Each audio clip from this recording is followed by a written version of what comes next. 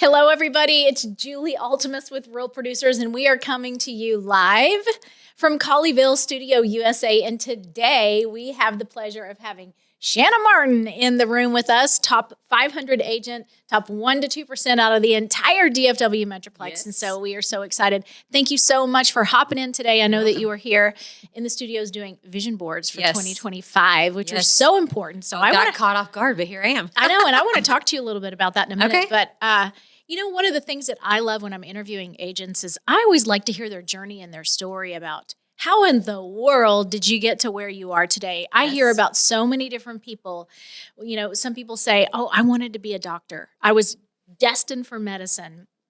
Or I was going to be a nurse, or actually I went into finance and accounting. I interviewed a guy last week, which actually totally surprised me. He had a master's in law, bailed on law because he couldn't pass the bar exam 2 times in a row. But that's also because he's from a different country trying to come over to America now and do it. And so he's like, forget it. And he got into real estate to just pay the bills. And now he's in the top 500. He's like, forget law. So that's awesome. I love hearing the journeys about how you got here. So would you mind sharing with the audience and just give us a little snippet about how in the world did you get into real estate? I am not destined to be a nurse nor a doctor. Even asking for a Band-Aid, I get nauseous. So that is not my forte. I was actually in property management for 10 years. I was an apartment manager. I started in leasing, and then I worked my way up to property management. And my husband just said, hey, I think you make a really good real estate agent. And I was like, I don't know. And then someone else said that. And I'm like, okay, I should look into this. And I hated being in property management. My heart was getting hardened. I heard every story of why you can't pay rent. I was in eviction court every single month. I had to do writ of possessions, which if you've never done that, you are actually going to their apartment, collecting their stuff, and putting it on the curb. No. It was awful. That would make me cry. 10 years of that. There was some very sad stories. It was awful. So I looked into real estate, and I was so bored at work. There was a computer that I could use, and I would do my classes online while I was at work because there was nothing else to do. So from start to finish, I did it in 30 days. Like I did all my classes, I did all my tests, my fingerprints. Oh my goodness. Everything, 30 days. And I was ready to go. 30 days. 30 days. Wow. You can't do that now, but it's actually timed. But I passed my test, and I was working on setting up my business, and I had to make at least 1 closed transaction a month to survive. And so the first 2 years was all rentals, and you know what rentals lead to is buys. So I worked my full-time job, and I was still in real estate for 2 years. I was exhausted. I'm sure. But my business boomed in year 2 and 3. And then I quit my job, and here I am. Now I'm a owner broker of Martin Realty Group, and we have 24 agents, and wow, I love it. You used a word before we started the podcast today. What did you call it? Teamerage. Teamerage. I said, what? I even had to ask you what you just said. What is a teamerage? And I want to trademark it. So we are a brokerage, but we act as a big team. Like we do everything together. We mastermind together. We go to events together. We collab together, but they are all their own individual agents. But we literally are a teamerage. Like we are a family. I love that idea. So I'm going to trademark it. Because what you're really creating, I mean, and you know this, but you're creating family and community in the workplace too. Yes. So it just makes life so much richer when you can do life with people. Yes. So when we started this, we'll be 7 in February, which is huge. Like we've been successful from year 1. It's like a child. Yes. We celebrate it every year. And we have been just blowing and going since, that first year. But that's what we wanted. Me and my husband, we wanted family friendly, a boutique brokerage. So we are a part of our agents' lives. We want to be a part of the kids' lives. Like we do life together. We do so much together. And like it's like if someone's crying, we cry with them. If someone needs a help, we give. If there's a need, we give. Like we are in each other's lives all the time. I love that. I love it. And I saw you just even, in the last hour or two doing dream boards or vision boards for 2025. Yeah. So what does that mean to you and the team? And just talk to me a little bit about the passion behind that? Yeah. So I have been doing vision boards for, I don't know, 4 or 5 years now. We do business planning. So I do have everyone do a business plan and see where they want to be for the next year. And then we kind of backtrack of what you want your personal, financial, your word of the year. I love words of the year. Like it really helps you like think through what you want to do for that next year and get your mind wrapped around that word, and you kind of live it out throughout the year. So their word usually goes on their board. Their transactional goal usually goes on their board. Like their vacations, if they want to read books, if they want to take classes, if they want to get any certifications, all that goes on their board. And so we did it today, and it was amazing. So everyone, we have music, we've got lunch. It's super low key, and then everyone goes over their board. And when you speak your goal out loud, it gets scary. But when you're with your peers, it's amazing because we can all help you keep accountable. So, I mean, we were even shedding tears in there today, like talking about everyone's vision board and how we can help each other get to that next level. We're not cutthroat. We want to help that person. So it was very emotional today. It was a great day. I don't know what the statistics are. If I had a photographic memory, I could tell you, but I just was reading today somewhere, I don't remember. Oh, yes, I do. Yes, I do. I'm a part of a membership group, and because I have an international membership myself. Okay. For people that want to be on camera and do camera things and increase their video marketing and, just take it to a whole new level. So I run this group, but I have a membership for my membership. Does that make sense? Yes. Yes. And so whatever the statistic was, I don't remember, but it's about the power of writing things down. And earlier this year, just piggybacking off of your vision board thing, I just like in a crapshoot on a paper napkin almost, I was sitting across the table from a coach, and she asked me a question earlier in the year about what did I want to do this year for 2024? What kind of things was I thinking about? And I said, well, I want to have an international. No, I didn't say international. I want to have a membership. Oh, I want to build a digital course for on-camera video confidence. Oh, I want to do podcasting. And I forgot what the fourth thing was. And so then we logistically wrote out what kind of money, what kind of time, what kind of resources, and just kind of backed into the goal. Literally, we wrote it all out, and I folded it up into fours and put it in my black purse because it was winter. Yeah. And then we move into the spring season, and I never thought about that piece of paper ever again until the fall came. And I pull out my black purse, and I'm, looking through there because some things I just leave in there all year, like, I don't know, chapstick, silly things, lotion. And I'm like, what is this piece of paper? Oh my gosh, this is an old grocery list. And I pull it out, and it's that goal sheet. And I was like, oh my gosh, I did every single one of those things. That's and awesome. I didn't even realize that I didn't even remember the piece of paper. There is so much power, I believe, in vision board planning, putting those things out there into the universe. I'm not trying to be woo-woo, but you see things. Yeah. And when you can see things and envision things, I think things happen because you focus on it. Yes, I am a true believer in vision. So I have to look at it. So it stays by my computer all year long. And when I complete it, I get to take that item off the board, and I have a done journal. And I get to write day and time. I tell a little synopsis of why I had that vision, how I got it completed, and what fun I had doing it or whatever. And so then I put the picture on it.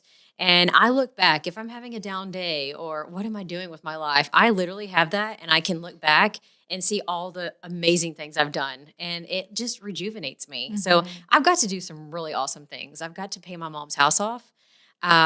Which is a huge thing for me. That was been on my vision board for a very long time. And I did that, I think 2 years ago, or maybe 3 now, but I got to do a puzzle, and she loves puzzles. And so there was like a place of her house and a picture of her, and there was a piece missing on purpose, and it said paid in full, and we found it, and we got to do it with the family. And I don't know, it's just a magical moment. And so I get to look back, and like, I just keep going. Those things keep me going. And I love it. So I encourage my agents, journal about it.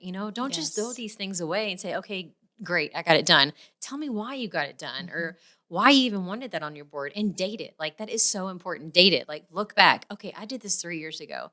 I can do this. What else can I accomplish? I love that. Sort of like writing down for me too, prayers. And then when they're answered, you put a little check mark and say a little something. Yes. Because oftentimes we just forget, oh my gosh, actually that prayer was answered. Same thing with your vision board. One of the things that sometimes happens to me when I call people and I say, hey, you made it in the top 500 this year for Real Producers, the person on the other end of the phone, especially if they're younger, they start to cry. Oh my gosh, I can't believe you're calling me. This was actually on my dream board. Oh. This was on my dream board that they made the Real Yeah. Producers list. And people don't understand, too, I will say this. They're just as grateful. And then when I sometimes call older people, they say, I don't know that you want to interview me because I don't have a story to tell. Yeah, And or I'm like, I'm are you boring. kidding me? Yeah, I'm boring. You don't want to hear from I'm me. like, there's 34,000 licensed active agents in the DFW Metroplex, and you're in the top 2,000. Yeah. You have a story to tell. Everyone has a story to tell. You just don't realize it. Yes. So I want to hear about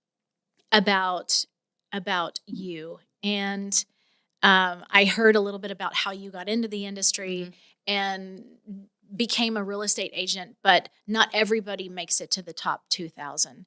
And so that means there's something about you that's very, very special. There's something about you that you do differently than the other 30, if I could do math, 32,000 don't do. And I realize it's not everybody's goal to be a part of the top 2,000. Maybe they just got their license to help friends and family and that's it. Or maybe they're investors and that's it. So it's not like those other 32,000 people are failures and not doing something right. But you obviously have this as your first profession. Yes. And so I just want to ask you about, why do you think you're here? I don't mean sitting at this table with me, but that too. But I mean, because you were staring at me and said, "You're going to do this." But I mean, why are you a part of the top 2,000? What is it about okay. you that made you successful? Yeah, I hate talking about myself, but this is a relationship business. It is not transactional. If you're in it for the transactions, like, I don't know how you're going to succeed, but I am in it for the relationships. I am a huge Buffini believer, and I'm actually coached by Tom Ferry agent. So I have 2 huge networks behind me. I am all about the relationships. I do parties for my brokerage for our clients. So we do 3 to 4 a year. We do tons of pop-bys. We do tons of things for the community. And we are always in the community doing things. And we want to have our clients involved. We are very much involved in our clients' lives. So our gifts at closing, they're very much not just a gift card or something from Home Goods. It's intentional and listening to people's stories. And I don't know, I feel like I'm a good listener and I love loving on people. That is one of my favorite things. I love to give back. I love my agents. I love to help them give back. And I want to help them all succeed.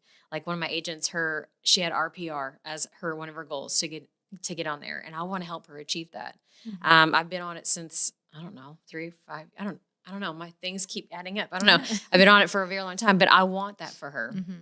So I want all my agents to be in the magazine. That's one of my personal goals. I can understand that. Just building relationships, is what I can understand. Building relationships, creating that community, sustaining that community is what helps set you apart. And I do, just yesterday, I called somebody and their voice, it was an agent, but their voicemail was not set up. Oh. And I was thinking, okay, mistake number 1, Yes. rule number 1, if you want a relationship build and you want to be successful in this business and you are an entrepreneur who happen to be in the top 500, I was questioning myself, how did this even happen? Because this person doesn't even have a voicemail set up. Maybe they got a new phone. Oh, well, let's just give them the benefit of the doubt, Yes. that was the case. But it's interesting. I asked a room full of agents one time. I was doing a training for video confidence, and I asked a room full of agents, how many of you see yourselves as subject matter experts? Not one hand went up in the room. Huh. And I thought, this is crazy. You all do this day in and day out, selling houses and being experts at what you do and experts at the market. But it's not always the case that entrepreneurs see themselves as subject matter experts.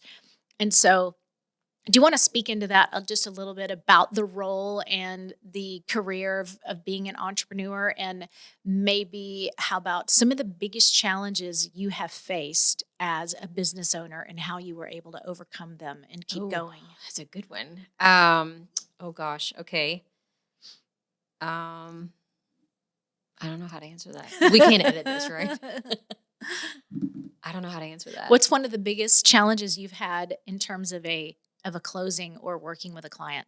that you just thought, oh my gosh, this just makes me want to throw the towel in today because this has been so that's difficult. a good one. Okay, so a couple of years ago, I got a Realtor.com lead, and I don't take any leads for myself, but my whole team was gone, and I was it for the weekend. So, and it was like 2 doors down from my own personal house. I was like, okay, I'll take it.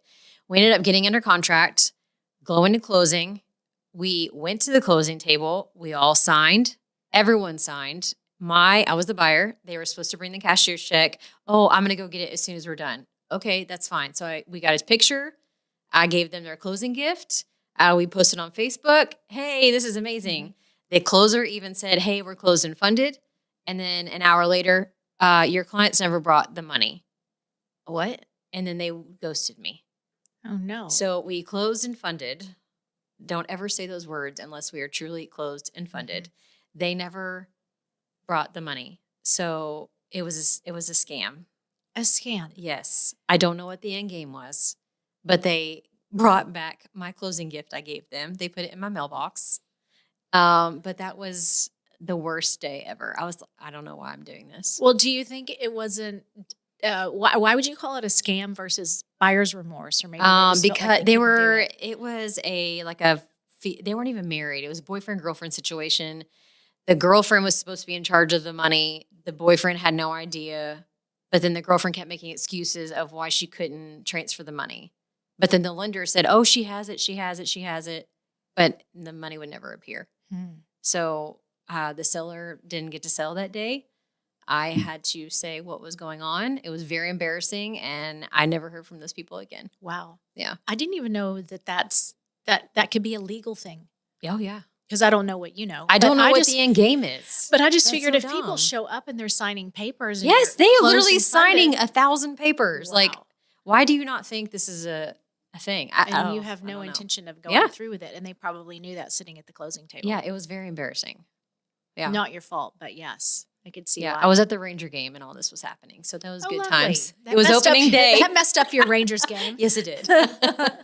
Yes, it did. All right. So talk to me about the greatest transaction, the one that was the most satisfying. Oh, I'm sure you have a lot of them. Many. I have so many. How about we just say this, one of your favorites and not the greatest? One of my favorites. Here's this. And you're like, I thought I was your greatest. I thought I was your best. One of my, oh gosh. Okay. Oh gosh. Hold on. Let me think back. One of my favorites. I have so many great clients. I have so many fun one ones. That you just loved that was just super satisfying. I have another horror story too. Oh, you could share that one. Okay. We were at the closing table. I was a seller this time, and I was helping the buyer. She was a first-time home buyer. So my clients had this rental, and they were ready to sell it in the TCU area. The buyer was renting the house at the time, and she wanted to buy it, and she had no idea what to do. I said, no worries, I can help you. I got her to my local lender. She got approved. We were at the closing table. My lender called me. I said, hey, I can't talk. I'm in a closing. And he said, no, excuse yourself right now and call me. Oh, dear. The buyer, after literally signing all of the papers, again, taking my closing gift, my personalized closing gift, quit her job Friday. And we were signing on Monday. Okay. And she literally signed every paper that says no job. Like, my job was good. My job was good. My job was good. And they called to verify on Monday, and she'd quit her job on Friday. And so we gave her 2 weeks to get it worked out, and she didn't have a job, so she had to move out. But she left my closing gift at the house. So I get my gifts back, but they're personalized, so I can't do anything with them. No. I know. That was awful. Maybe you should not put people's names on there. I know.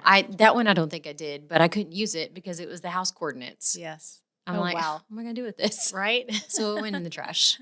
Reminds me of like a Chip and Joanna Gaines kind of gift. They always do something personal, like the old wallpaper that was on there, and frame it before they pull that's all fun. the things down. Yes.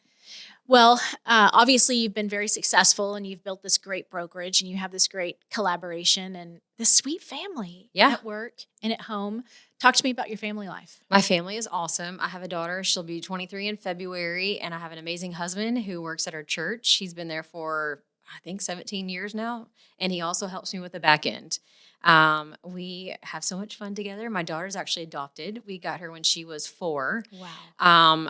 Long story short. So Rusty and Michaela, my husband and daughter, are actually first cousins. So his aunt passed away and left her to us. And so we've had her since she was 4. We've been mom and dad ever since. Wow. And she looks like us. She was born with our last name. I am 5'3", and she is almost 6'1". So we look funny together, but Rusty's Holy tall, so it smokes. works. Wow. But she's amazing. 6'1". She's very musically talented. She's in a 90s cover band, and I hire them out for my client events sometimes. They're awesome. That They're would be so fun. fun. That Yeah. would really be fun. 6'1". I cannot imagine having a child that is No. 6'1". We go to like do pedicures. I think you and I are probably Yes. similar in Yes, in I'm height. 5'3". Yes. I'm 5'3". But we're like direct, like challenged. Like I don't know. I've always been short. I just say like, fun size. Yeah, fun size. I love it.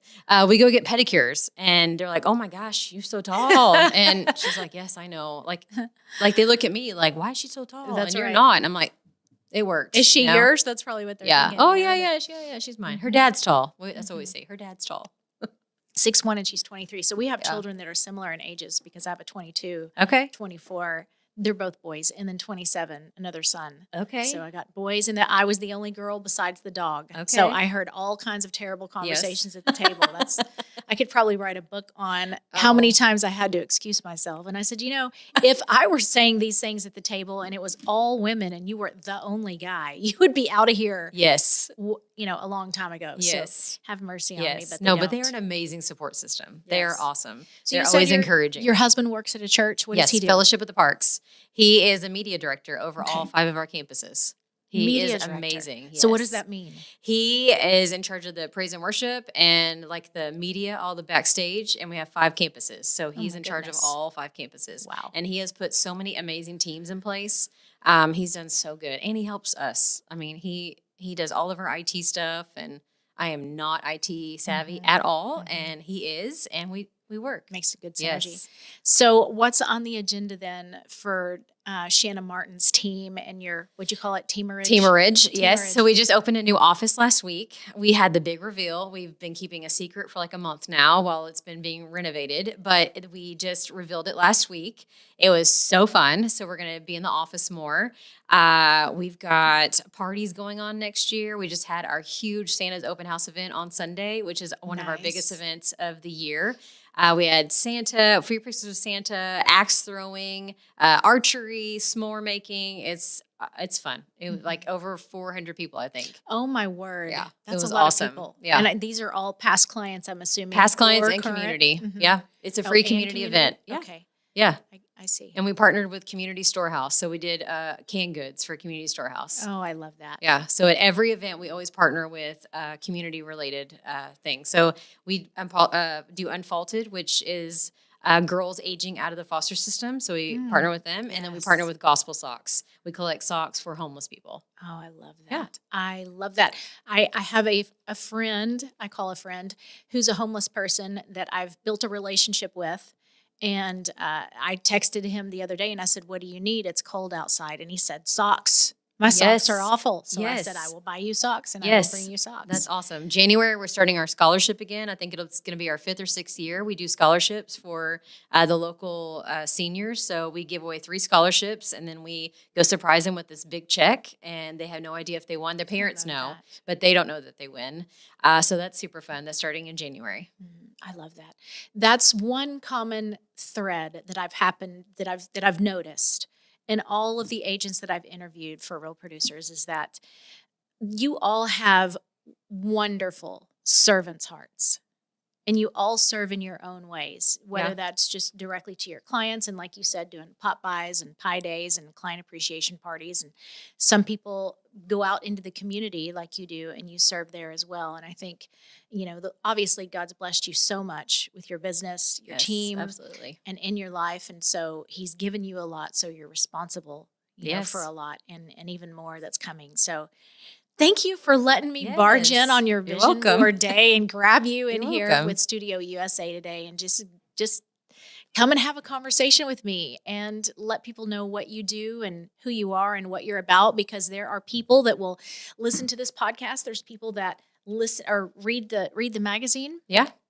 and they want to be in your shoes. Yeah. They want to have the kind of real estate success that you have. And they ask me often, what does it take to get to the $10 million mark? Well, I'm not a real estate coach, or the 12 million or the 15 million or the 20 million, but I do know one thing that I could tell them just from speaking to all of you, and that's just do your best, show up every day, love on people, and build relationships, and the Absolutely. rest will come. You just Yes. do your job. Yes. And set up your voicemail. Yes. Not you, but whoever it was. I remember who I Yes. called yesterday. If they ever call me back, I'll say, Yes. listen here, son. Yes.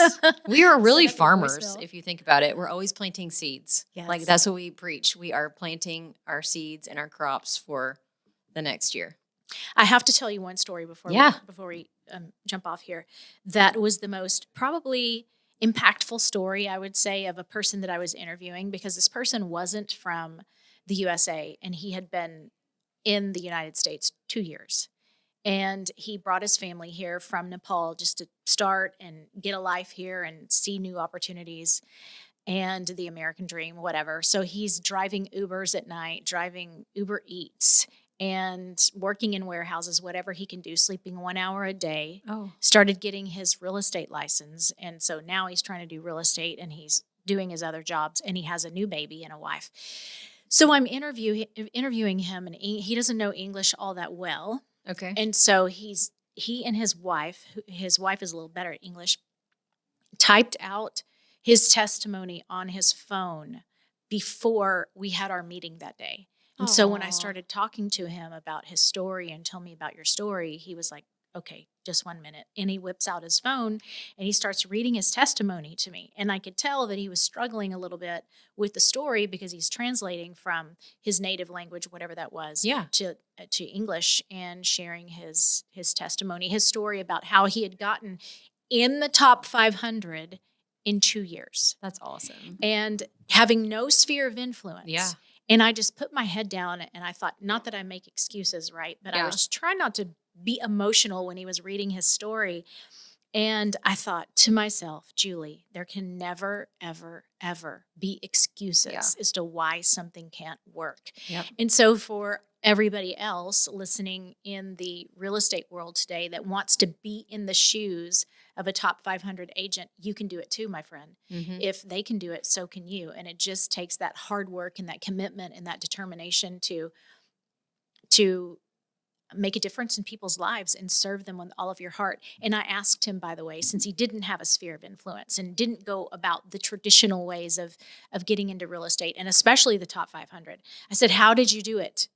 And he lit up with a smile and he goes, I talk to everybody. I talk to people at gas station. I talk to people at restaurant. I talk to Yes. everybody. That's the way to do He it. was so full of joy. And I actually nominated him for the most inspirational agent. He didn't win, but at the ESPY Awards, not last year, but the year before. And there was a moment where the ESPYs were over and lights were out and the smoke was all off the stage and the room was clearing out. And I'm standing there with my shoes off, thank goodness. By the time I've been in those heels and the gown and the whole thing, and I'm looking around the room and I caught him having a moment, skipping in front of the stage, and somebody else was Aw. filming him. I guess maybe he was going to put it on social media, but I thought, just what a sweet heart. Yeah. An individual that just was so determined not to give up, and that's exactly what it takes. That's So, awesome. Shanna, thank you so much You're for being welcome. with me today. Yes. And it's Julie Altemus, Real Producers Magazine, and we just thank Shana Martin for being here today with her teamerage. Teamerage, Her yes. teamerage. You heard it here which- first. Which she's going to trademark, and I'm going to hold her feet to the fire. And just what an amazing conversation today, just about serving, building community, building relationships, and just showing up every day. And that's Thank you. why